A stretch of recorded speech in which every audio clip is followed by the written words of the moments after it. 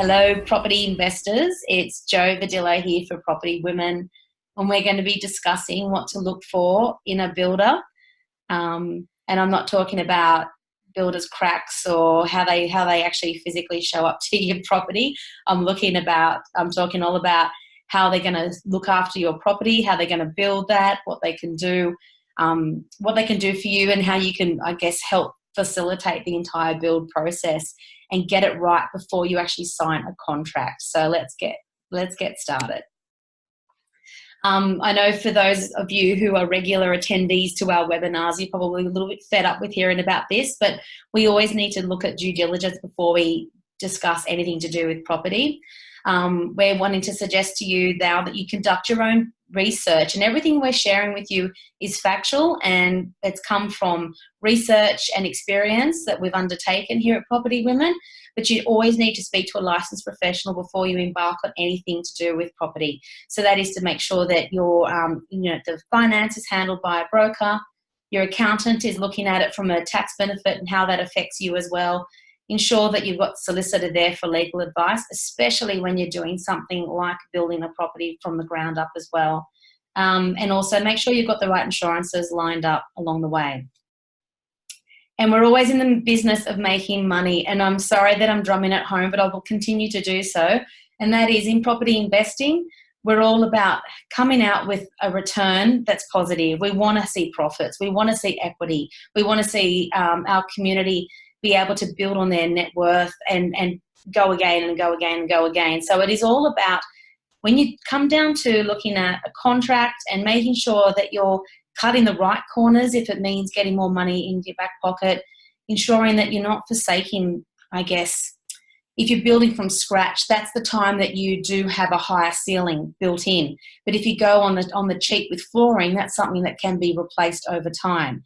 So just be mindful of what you might be cutting corners with at the time of building a property as well. And for the sake of this webinar, I will sort of jump between talking about people who are doing knockdown rebuilds. Perhaps they're already got a block of land and they've got an old home in it, they want to knock it down. It could be for your own personal dwelling, principal place of residence. But I'm also talking to people who are perhaps buying a block of land or buying a house with adequate land at the back that they can subdivide and build on as well.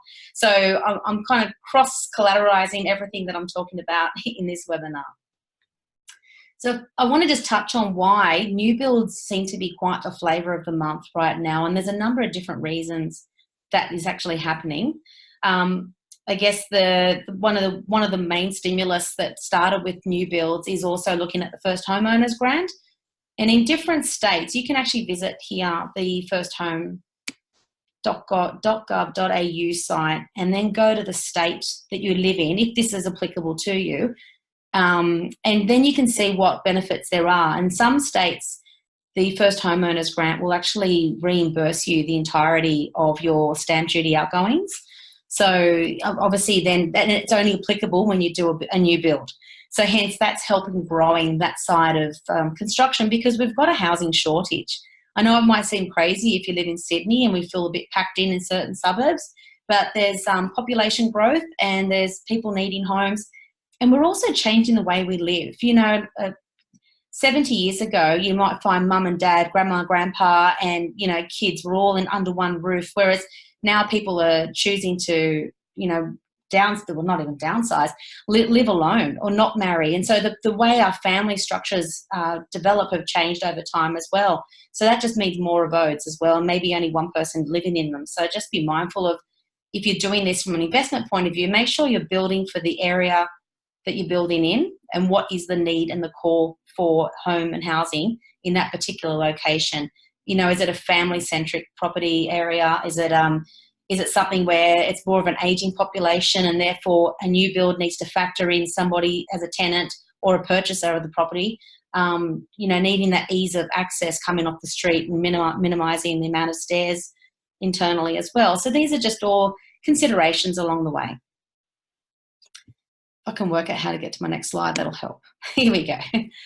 So another change happened in July 2017, and that was the federal budgets came out and I guess put limitations on what we can claim from depreciation of a property, an existing property. or if we bought a property that had been tenanted by somebody, I think the period's between 6 and 12 months if it's brand new. If you buy it, then you've got limitations on what you can actually claim on. But if you build it from new, you've got the full benefits then of doing depreciation claims through your fixtures and fittings and plant and equipment, which is the structure of the building. So the full benefit of all those tax benefits, are there and made available to you. We use and refer always our clients to washingtonbrown.com.au if you want to have a little jump onto their site and have a look. And they do depreciation reports for you. And you can even put in a property you haven't yet bought, or perhaps as a formula you're looking at exploring, and see what projected savings and benefits that you can actually derive from that property as well. So it's a really good website to go and visit. We like working with them. They've been in business for 40 years. I've used them personally. We're also able to apply a member discount as well. So if you're interested in doing that, especially coming up to June 30, perhaps it's for another one of your properties, by all means, jump online and send me an email and I'll be able to help out with that. I've got a question on chat. Thank you, Juna. Juna's just sharing that link on the chat there as well. The other thing about new builds, and from an investor perspective, is if you were to buy a new build, it's a bit of a set and forget formula, and it works really well if you're buying interstate. So if you live in Melbourne and you've got a brand new build in Perth, there's just less maintenance costs that you're going to incur over, especially the first 5 to 10 years. A lot of the builds are under warranty still. There was a maintenance period. So it just minimises headaches with things deteriorating. I hope I got that right. Just the ongoing costs of maintenance when you're not local. And, one thing is you bought the property, the last thing you want is ongoing costs that are going to erode your returns on that property as well. So the set and forget aspect of a new build is really high on people's register. And it's also tenants want new things. They want new property. They want nice and new and nice finishes. So it will also change the sort of tenant you're going to attract as well in certain locations. And stamp duty savings. This is a big one for investors, of course, and this applies to anyone, not just your first homeowners.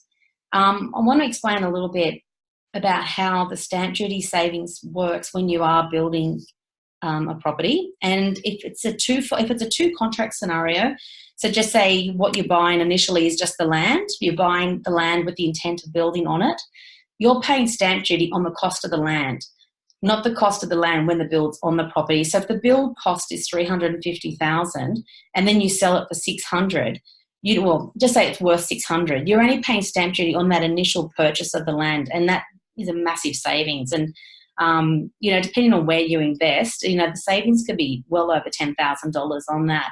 And that's a massive figure when you take into consideration that you're going to get a brand new build at the end. And, your outgoings, it keeps more cash in your pocket as well. So that's always an important formula. Never forget cash is king. So let's get down to what are we looking for when we're selecting a builder. We want to have a look at their licenses, ensure that they're clean licenses. And I'll give you a bit of a rundown how that works and how you can do that. We want to make sure they've got the right insurances, and some of them are you require 3 different sorts of insurances that support you as their client as well. And that's often a bank finance requirement. So you need to make sure they've got those in place. Warranty periods can be mandated in different states. They vary. I think we're generally looking at a 6-year build contract, a 6-year warranty period. But then there's also maintenance periods, and every builder has a different variation on a maintenance period. So, for example, if you build brand new and your maintenance period is only 3 months after the date of being built, and on the 4th month you start to see some really unusual cracks in the property, that's no longer covered under maintenance. However, some of these builders are flexible, and you can actually request longer maintenance periods. Some of them are just kind-hearted and actually do come back, believe it or not, they will come back and honour a maintenance even if it's just out of that warranty period. The longer the better. I think a 12-month maintenance period is a good one to ensure is in a contract. And also look at the number of builds that a builder does annually.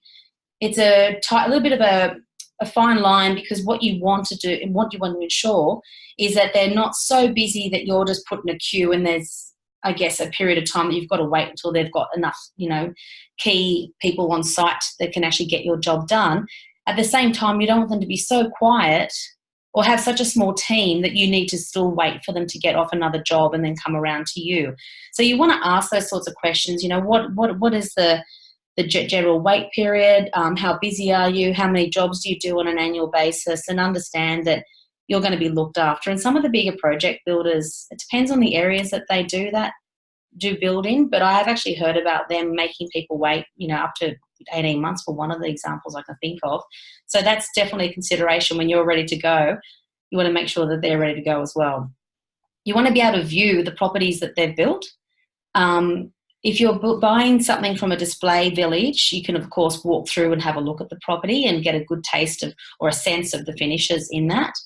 Just be mindful when you're doing something like that you're not getting, drawn into the idea of the finishes on a display home, and then they've advertised a base price of being, say, $400,000. But then when you ask, what did it cost to build this house? And the upgrades can almost be double. Yeah, so it's actually an $800,000 build, because you get drawn in with all the bells and whistles when in actual fact, the $400,000 build is your base price.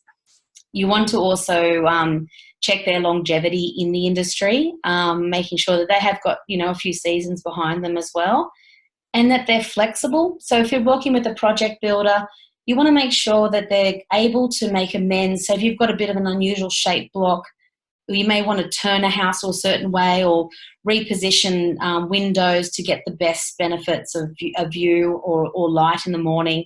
That the flexibility that a certain builder will provide is really important as well. You want to make sure they're trusted, and it doesn't take too long to suss that out with some Google searches. Jump on Facebook or get involved with some of the property investing websites or Facebook groups and ask the question, or even just see what comes up if you put the name in the search bar there, just to get a sense of what people's general perception is of a builder. And the other ones, I guess, are, do they offer a fixed price contract, or is it a full turnkey solution? So what that means essentially is that when it's finished, you can technically move in that afternoon if you wanted to. But some build contracts mean you have to do the flooring, or you have to do the windows yourself, or perhaps, they don't include much turf. So then you've got landscaping costs, or to do a driveway. So all of this will have to be taken into consideration when you're looking at your numbers. So let's talk about how we can do a builder's license check. Each state, and I do apologise to my South Australian WA, NT and Tassie friends here, but we've got Queensland, New South Wales and Victoria links here, and Juna will share those in the chat line. These are all your ability here is to search online by just putting in the builder's license number or even just their business name. So you can really suss and do a lot of homework behind the scenes by just jumping on these links here. This one is Service New South Wales. So if you just jump onto Google and do a search for a builder's license check or something to that extent, and you'll be able to find your local one as well. I didn't, obviously for legal reasons, I didn't want to disclose anyone's business name. So the people I looked at, hopefully I've been discreet, but this is just a snippet of what the New South Wales search shows me is the builder, when they became licensed, the license is valid to a certain date, and they're able to build a max of 3 stories and a max of 2,000 square metres. So that's where their skill set lies. In compliance, this particular builder has no warnings, no insurance, no claims. So that means, that's a pretty clean licence and what you want to see. In Queensland, they get a little bit more detail, which is great. This is another builder I've looked at going back in history, looking at the volume of builds that they've done and then obviously the cost of that. And to delve into that a little bit more, this builder has had 3 claims. So if I go back again, so since 2003, they've only had 3 claims on their insurance. So I guess my recommendation is to just you can ask why. And I do believe some of them you can actually nut it down and find out why they have got claims on them. And they're not great values. Like it is $51,000 is a decent value, but what you want to understand is what happened, why is it? Was it an act of nature as opposed to an act of, mishap from the builder's perspective? and just really understand what's going on. And they should be, if they don't answer the question, then that's a warning just there for you. But that's pretty decent, I think, given that the sheer volume of work that they've done over that period of time, only to have those 3 claims. So how do we find the builder? How do you find the one that you want to work with, especially if you are based in one state and wanting to build in another, or perhaps you've been working with someone that's got recommendations, yet during that you don't know who they are because they're specific to a region and they're not big enough that they're on a national scale. So how do you do your homework? Display villages are always a good place to start, especially if it's a local build for you. Always good to get a bit of a sense of what other people are doing, what their costs are. So find out and ask questions. They've got sales teams that are dedicated there on site. As I mentioned earlier, always say, well, this is the base price. What was this build? And the difference is quite enormous. But you want to understand what it is what you've walked through, and then I guess if you go with just the base price, how much of a shortfall finishes are you looking at? And that's just something you need to really, the only way you can do it is by walking and treading the path and doing your due diligence. And that's how you will unearth the property or the build that you really want to go with. Some builders, I'm going to use Sydney as an example, and I know Melbourne's similar in that they are not willing to travel across the city because their crew and everyone might be south-based. But then for an additional cost, I mean, everyone's got a price, right?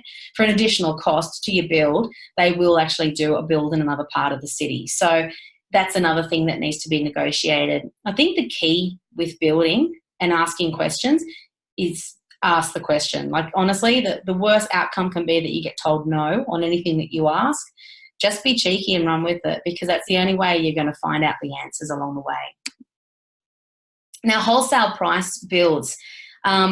We've got two things at hand here. We've got the retail division of a builder, and there's your retail division right there. They have dedicated sales teams. They're probably accessible 5 to 7 days a week.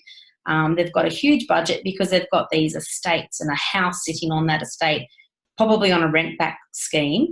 And they've got obviously the marketing budget behind them to do the glossy brochures and all the rest. And generally they've got the volume behind them as well, which is the reason they can have that allocation.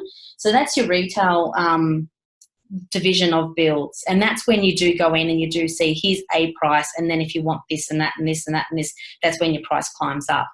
If we want to talk about wholesale builders and how you source a wholesale builder and get the wholesale discounted price, the difference is why these can be cheaper or more affordable, perhaps is a better way of wording it, is because they don't have dedicated sales teams. So they don't have the staffing overheads. They don't have the display villages. So often they are a builder, and a lot of builders who do wholesale pricing don't have a retail division at all. Some have got a foot in both camps. Some of the biggest builders in Australia actually have a wholesale division, yet you can't get that wholesale. So they've got two arms of their business, and they've even given it a slight twist on the naming, so you can't actually go, oh, okay, it's the same company. The other benefit of a wholesale is because they've got reduced bells and whistles, it does mean that you do save money on the property itself. Often it's a fixed price contract, which is beautiful when you are trying to budget and you want to stick to a budget. You don't want to be scared by, adding all the finishes on that you like and then find you're out of pocket another $250,000.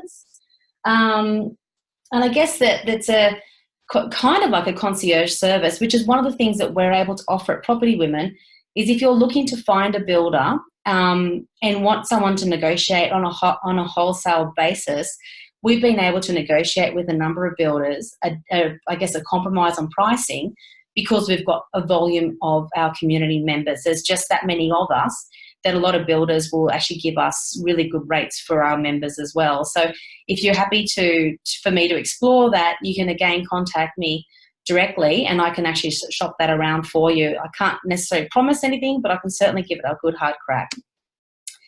Word of mouth referrals.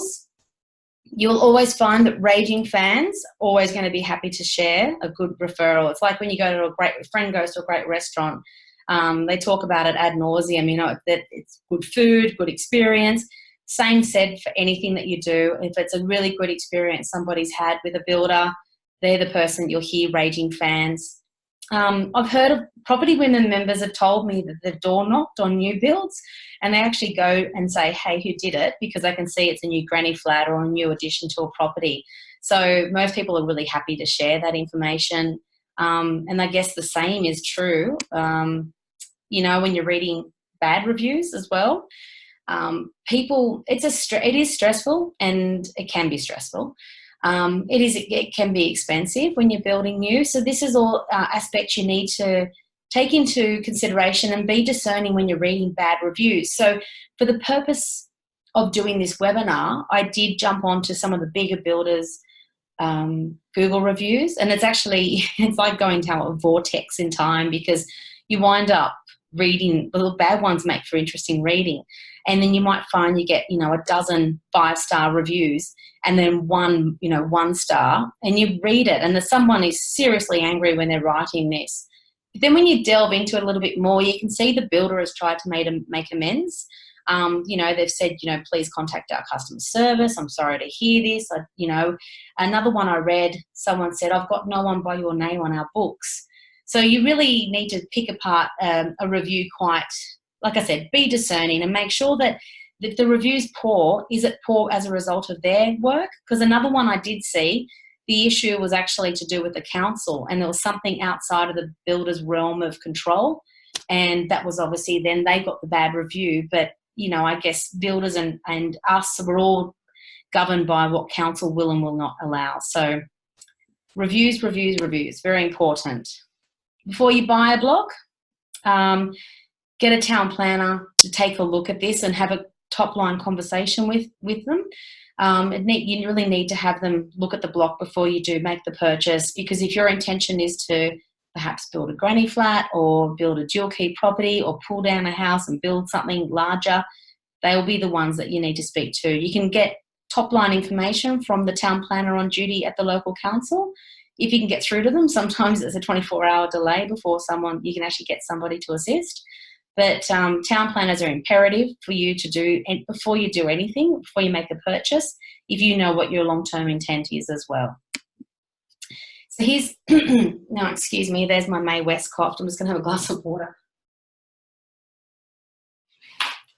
Again, whilst researching this, I came across an ad on real estate for a 1,012 square metre block, flat land, fantastic, great price. Of course, alarm bells ring. You know, if it's that cheap in that area, then clearly something's wrong with it.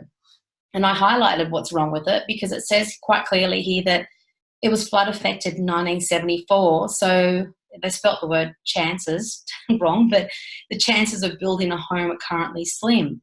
So you need to check with council and do your own due diligence. So again, that's something you could even find for yourself, because a lot of councils, especially around Brisbane, have really good interactive flood maps.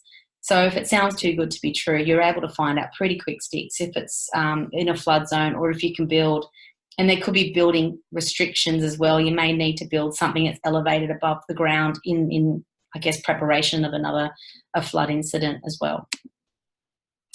When you're reading through a contract, or you start to get down this path of doing small developments and builds, you're going to hear terms that are just, well, there's a lot of them. You've got DAs, BAs, code accessible, impact accessible, CCs, construction certificates. A lot of these vary from state to state what they actually might be referred to, and some of them it means that you may not need to go through council to get approval, and others are, yes, you need to go through council to get approval. So a development application, and some of these costs are also inside your contract, so you're not paying additional fees to this. The builder is actually incorporating the fees in the contract as well. So a DA, development application, a BA, building application. So there's a whole bunch of different, acronyms that you'll become very familiar with when you start to do your research. And what is a site foreman? This is the person who's actually on your build site, and he's policing. He's, coordinating all the different trades on the site, and he liaises with the head office of the builder, and he'll be that person that does the reports back on the updates and the progress. If you visit the site, you'll probably visit with the site foreman. Having a good site foreman is fantastic. It's really, really important to have well, yeah, I know you can't police who they employ. To give you an example, we've got a couple of people we know that have built with the same builder in the same, well, I guess, general area, but different site form, and meant one side had a really bad experience of quite unhappy with the process and the level of communication. The other side had a great person that was actually a female site foreman, and she was fantastic. So it does make a difference who you get, and you can't necessarily control that, but it's also a question that you can ask about, how much control do you have? Can you go and visit with the site foreman? I guess it's really good to have a better understanding of who's going to be building your property. Ask about the customer service level that you expect to get as well. So a lot of builders now have a portal online that you can then jump into and actually see the progress of your build. Like, where is it at? Have they built this? Is the slab down? Is the frame stage up? What are they waiting on? Where's my photos? You might want to have a few photos to be able to leverage off and be able to look at, and it's good fun. I mean, you're birthing a baby, right? Like, this is a big deal when you're building a property. So it is an exciting process, and that's the fun part, when you actually see all the paperwork and all the admin is pretty much taken care of. But you want to make sure that if you have a question, you can jump onto customer service and talk to somebody. And obviously each builder has different levels and standards of customer service, but having a back-end portal is really helpful if you want to look at something on a Sunday at 4 p.m. and you can't get a human. Get your contracts reviewed by a solicitor. Really, really important. Whilst I'm going to cover off a few aspects about contracts, it's always important to get legal advice from a qualified solicitor. We've got, we recommend lawlab.com.au if you want to search them as well. Lawlab are national, and what they do is they review contracts for you. So I'm just looking at the pricing here. They do a $671 contract review inclusive of GST. But if you are to do the conveyancing of the purchase of the property with them, they only charge you $330 to do a contract review. And what they're looking at is a full review. They're going to summarise it for you, probably break it down in probably easier, digestible terms. And it's a general guide also on what the contract entails. And if you need special conditions written into that, they can actually go into bat for you as well. So that's always good to have. When you are at that point with a builder and you're starting to look at the contract and make those final buying decisions, you will receive 3 documents. And those documents are looking at the plans, the project specifications, which is also called the inclusions list, as well as the build contract. So I've got here example the plan. You need to look at all 3 of these at the same time. You don't just look at the build contract. You want to make sure that what's contracted in wording matches the plans, which matches the inclusions as well. So you want to know here that there's rendered and painted brickwork, and then you know exactly what is happening to the property, where is it going to end and where is it going to begin, and look at all different sides of the property as well as to understand that. You also look at the inclusions. So inclusions, as I've kind of covered off, this particular example, they cover all the council fees to get it done. They do the soil test, the contour surveys. So they're offering a 6-year structural warranty, 12-month maintenance warranty. So these are the inclusions you need to understand when you're going through that process initially as well. And this is, the inclusions are very, very important because this is where you can actually also negotiate a little bit. So I will get into that a bit further down. In your build contract, it will identify at what point you're making your progress payments. So the construction is generally a 6 payment period where you put the deposit down, then you pay at the base being laid, you pay at a frame stage, you pay when it's been enclosed, you pay when it's been fixed, final fixing's done, and then the practical completion. So ultimately, your outlay is not the full amount of the build. You're doing it in increments, and your lender is going to want to see progress images. They'll probably send a valuer out as well to ensure that it is where it's meant to be at the given time, because they've got a vested interest in this working for you as well. So I guess become quite familiar with what your costs are and when they're going to be incurred. This is something that you will see in a contract, a prime cost and a provisional sums. If you're not going with just a fixed fixed price contract. Sometimes you've got that, but then you've got additional figures. So there's builders inclusions. So maybe they've just got really standard tiles, but you want travertine tiles. So they may have an inclusion allocation for a prime cost. So the figure will actually be plus whatever additional difference between the tiles that they're providing and the tiles that you want. I hope that makes sense, because the plane going over my head at the same time. So yeah, prime cost just means if you've got additional fittings that perhaps are above what the standard is, you will incur those costs. Provisional sums, you could be buying a block of land and they quote on what's required to get that block of land ready to be built on. They will give you an assessed number, so just say it's $17,000 to clear the site, and it comes in at $15,000. They'll actually give you that $2,000 back, or it'll be rebated in some way. So it's a provisional sum, which means that they don't know what unforeseen, rockery they may hit when they're trying to excavate the site. So that's something that will be incorporated into your contract as well. Special conditions. Special conditions can be sometimes really lengthy and quite confusing. So this is where you want your solicitor to come in and assist you with this. There are various special conditions that can be incorporated into a contract, but you want to make sure that they're not so confusing or putting you in, at any risk of making claim as well. Your building period. So I'm just using a sample contract. I've taken this out of a sample contract. So this particular build period is 190 days, and they've actually also included 10 days for inclement weather. Outside of that 190 days, then you get what is actually called liquidated damages. So that's a figure that's designated during the formation of the contract to compensate for late performance. So that means basically they said in 190 days you're going to have the keys to a house. Now, if there's unforeseen issues outside of that, then you've got a daily rate that you can negotiate, and they will actually compensate you for every day over time that they go. So here's a sample. Don't be scared to negotiate on this, because we do it for our clients all the time, and sometimes we get told yes and sometimes we get told no. So late completion here is $50 a day. I have seen builders with $1 per day, and most people can afford to lose $1 a day, and there's no motivating force there to get somebody to actually finish a build. I often will get $100 per day liquidated damages, so that for every day that build is delayed, that my clients are getting an additional $100 per day. So generally they want to see that property fixed pretty quickly. It gets expensive, and that's something that's put into a clause. You want to make sure that that's protecting you. And a good way of working out what the right figure is if you're renting somewhere while you're having your home built, and just say your rent is $700. There's your $100 a day that it's costing you personally for every week that they're actually, or every day they're overdue on their build.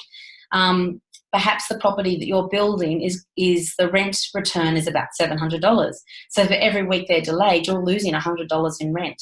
So this is really, really important to get right, and make sure you don't be worried about negotiating on this. As I said earlier, the worst is you can be told is no. Site costs should also be allocated in your inclusions. So that's the clearing of the land, the retaining walls, site scrape, just preparing it all, and that should also be included. I'm just going to jump into chat. Juna along the way has been sharing a lot of those links that I've been talking about as well. So if you want to jump in there and grab those, go for it. Now, to manage the entire process, depends who you build with ultimately. If you're building with a retail builder, you could be allocated like an account manager that will be able to assist. And they might be a point of contact, or a customer care, somebody in the office. So they will assist with the management and ongoing, communication. And I think this is where a lot of building companies perhaps let themselves down, because I think there's a lot of fear around the lack of communication, and people do get quite anxious about, I haven't heard any updates, I've been seeing all these reports about bad weather, is it going to affect my property? Has it damaged the timbers because I haven't got a roof on yet? All these different, fear aspects of a build. This is the person that you want to be able to speak to. And just managing the process also as a couple, or you and a joint venture person, You know, treat it like it is a business. You sit down and make dedicated, I guess, focus, a dedicated period of time to focus on it, just to make sure that it's on time. Then the scheduled finish date hasn't changed. As you approach a finish date, if this is an investment property, you want to start marketing that ahead of time so that you haven't got an empty property sitting there. You've got it open home pretty quickly and get tenants in, so that property is making money for you very, very quickly after completion as well. Manage the process also by, I don't know, keeping a digital folder on your, or however it is you want to keep documenting things, but have it so that it's easy and you're not causing yourself extra anguish by having, I don't know, some things sitting on an email and some things sitting in the hard copy form. You want to make sure that it's easy and it comes together, and when it comes time to make claims for your taxes, all of it's together. Get in the habit very early on of keeping a really nice, clean way of documenting the process as well. When you work with a wholesale marketer that looks after builders, like what I do for Advocate Property Services, we manage that process for you, and it doesn't cost you anything because the builder remunerates what would normally be like an agent's fee. And that means that I'm that liaison point for somebody that's building. So I'm the person that's letting them know about any unforeseen delays. If there's, I know, issues with council, whatever it is, that person, you generally have a person to hold your hand from the beginning right through to having it marketed, and even helping people get that market. And a property manager is also something that my business also takes care of. The whole idea is to make it as seamless as possible. So I'm just going to recap on this whilst I have a big glass of water. Let me just see if I've got... Okay, so talking about the builder as a rehash on everything, I'll take it from trusted. You want to make sure that that builder's got a good reputation. Jump online to a whole bunch of different, like whether it's Facebook or Instagram or just general Google. You know, there's so many different groups out there, including Property Women on our facebook.com/Property Women. Ask, has anyone ever worked with this person? Just make sure that you're working with a trusted builder. You know, do they do things off market as well? So, you know, making sure, you know, there's different formulas that you can look at when you're looking to build new.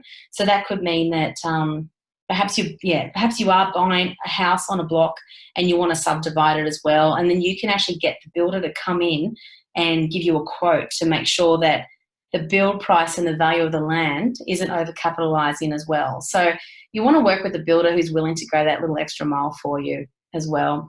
Some of the builders that we work with have stock lists, but then because I'm 100% independent, we can actually source land and source the builders to match it up with the land as well. The experience of a builder is really, really important. You want to make sure that they've got a lot of history in a certain location and the number of builds that they do as well. The volume is good, but not so overwhelming that you could be put in a queue, or a long queue anyway. You check their licenses, you can hear what they have to say, but doing your own due diligence is really, really important. Double check the insurances. What are you covered for? What are you exposed for as well, in the event of, you know, I guess earthquake or something obscure like that as well. Is the builder the actual business owner? A lot of big building construction companies have, what's a word for it? Oh God, totally lost it. When they've got franchise, it's a franchise.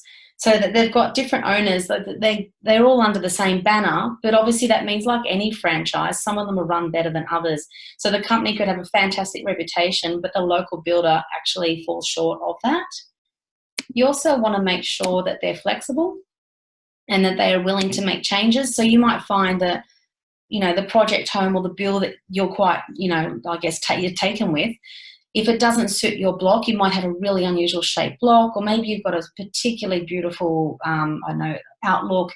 You want to make sure that you can harness that and get the windows on that side and capture the sun and all the rest. So flexibility on floor plans are really, really important as well.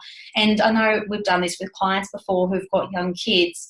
They don't have an allocation for, I guess, a room where they can study, but we actually have a rejig of a floor plan, so they've got allocated desks near the kitchen area so that they've got a little study nook there. And it's easy and a really good added value element to a new build. Fixed price contracts, I'm a big fan of the fixed price contracts. You're very protected in that environment.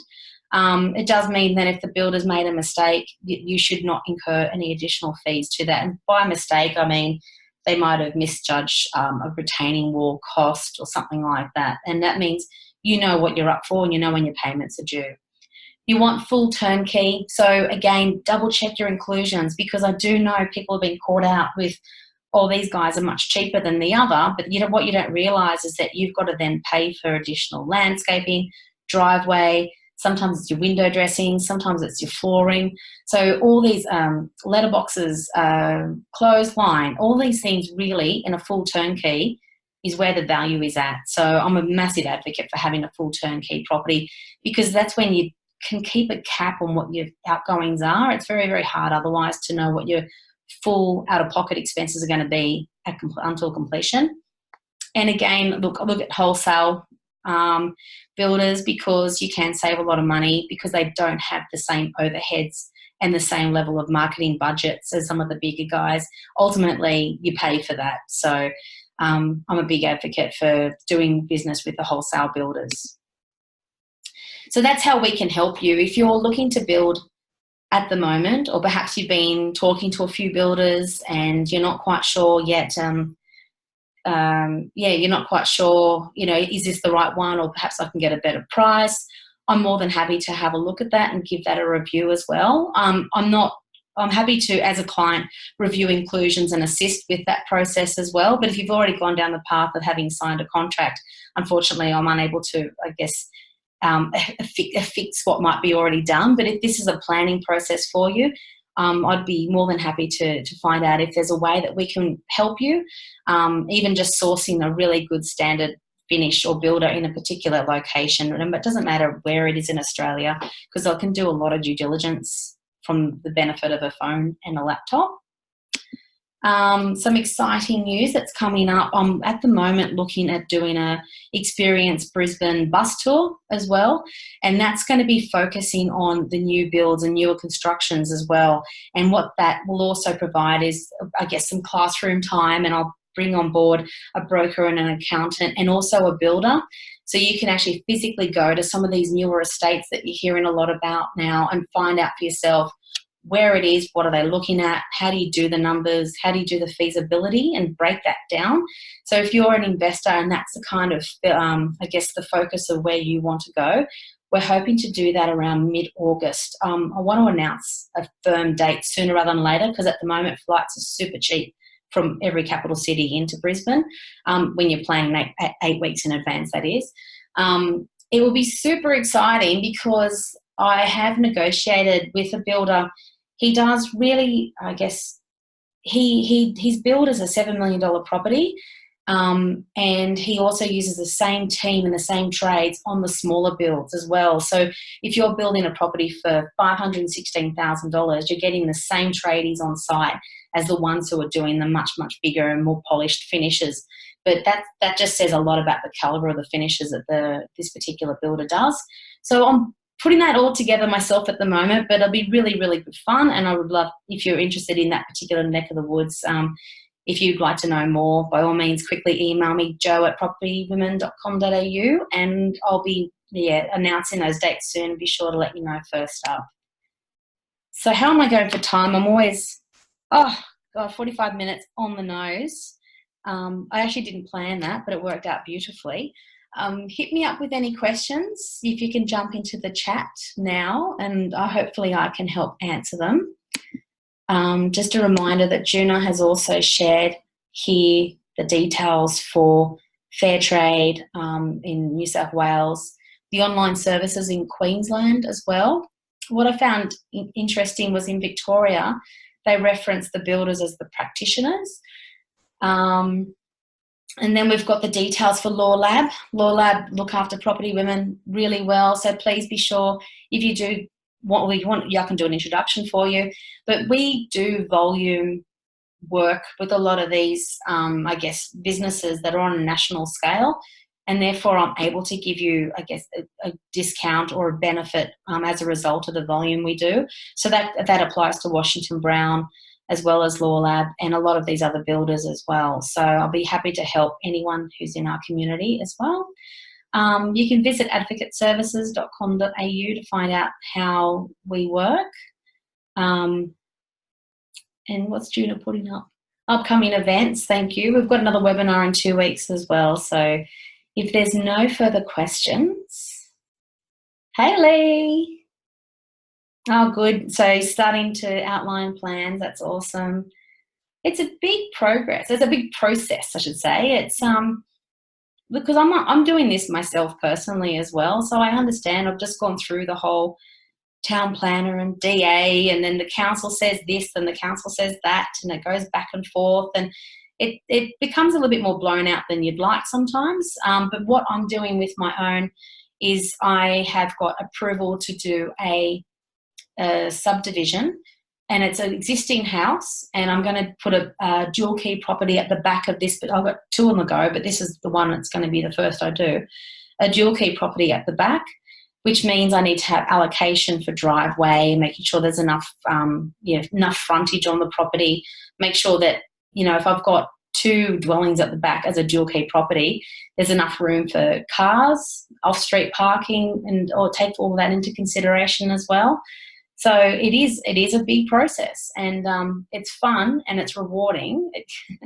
And what I like about the way I did it is that whilst all this is going on, my front property is still being rented out, which ultimately means I'm still getting my mortgage paid for whilst I'm doing all this stuff with the back grass. And I own that unencumbered. Once I've done the subdivision, it's unencumbered.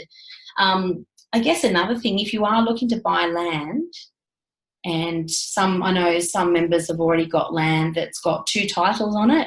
Once you separate those titles, I suggest you do that at the 11th hour, because once you do that, then you need to pay council rates on times 2. You've got double the council rates. So leave that process really till you've worked out your builder, you've worked out your numbers. You can get the DA going, but just don't execute it really until you have to, because you don't want to be hit with double the fees as well. Especially if it's going to sit idle for another 2 years and you haven't done the rest of the due diligence. So with that said, if I've got no other questions coming in, I will release you to the world and to your lunch break. I have someone raising a hand, but I don't really know what that means. How do I find it? Is it a Q&A? Thanks, Joe. All right, guys. Well, I might wrap it up. You want to reach out to me? Here it is. Here it is. This is me. This is Greg, my husband. We work in the business together. Exciting. I can see Kirsten's looking potentially at a project as well. Really, really good to see so many women are doing this, because it's so often a bit more of a scary approach to things. So I just want to make sure that if I can arm you with as much education as possible, that's great. And then I can release you to the world to go and I guess create wealth and create a business around property, because it's super rewarding. So with that said, have a fantastic rest of the day. It's been a pleasure talking to you.